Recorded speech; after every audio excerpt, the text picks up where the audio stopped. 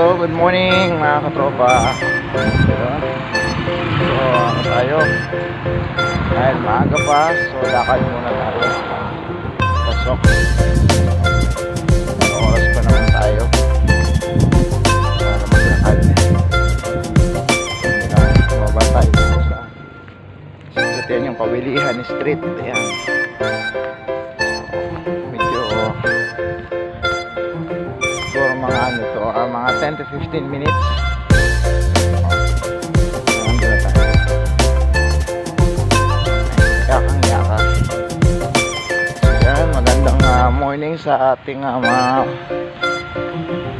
friends dyan, mga friendship dyan, mga katropa natin dyan, no? Shout out. Mga papasok sa trabaho dyan. At pasok sa school. Medyo maganda ang panahon natin ngayon. Medyo iwas ang bagyo, no? Umiwas sa atin. Salamat naman.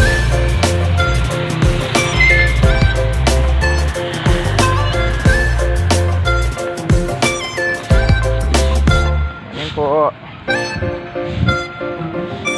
Yung mga street sweeper, daan na sipag, mga masisipag na street sweeper ng Loyola Heights, Quezon City.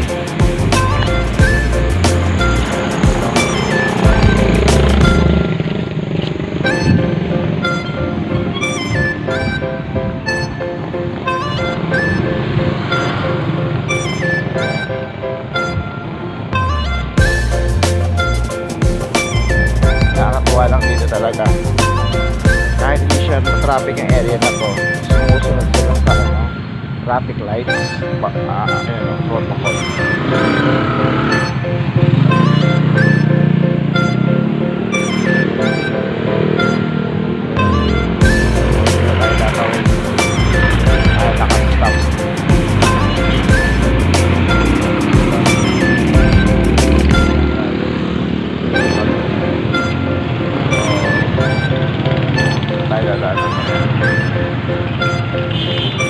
Naantay natin mag-boom. Ayun.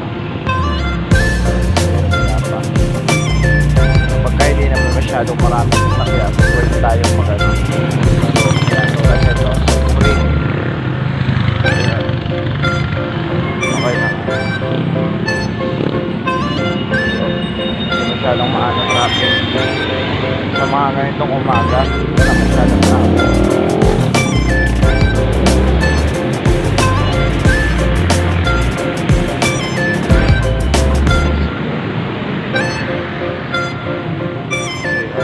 Kayo mamaya mga tropa.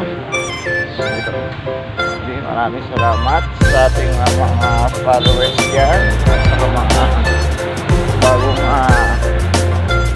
subscriber. Thank you so much po sa mga support.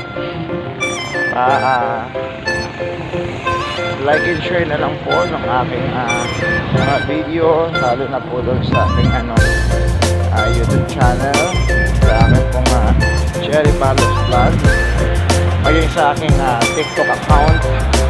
So hindi po kayo maliligaw kasi yung gamit ko pong pangalan sa mga account na yan, halos iisa lang po, Cherry Palos lang po. Salamat po sa support niyo lahat. Magandang umaga muli. Ingat yung mga pasok sa trabaho at sa eskwela. Good morning po sa inyo lahat mga katropa. Yun, welcome back mga katropa. So malapit-lapit na tayo. So unexpected, napakasulit ko pala maglakad. Kasi sabi ko kanina mga halos 10 to 15 minutes wala lakarin from Pawilihan hanggang dito sa trabaho na papasukan ko. Pero pansin ko yung oras ko, umalis tayo din ng umalis tayo ng mga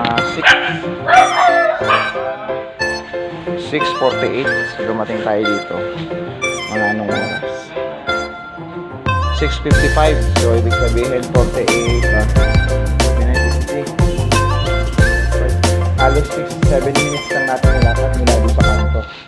So, napakatulog. Sakto 7 o'clock na yun. So, yun.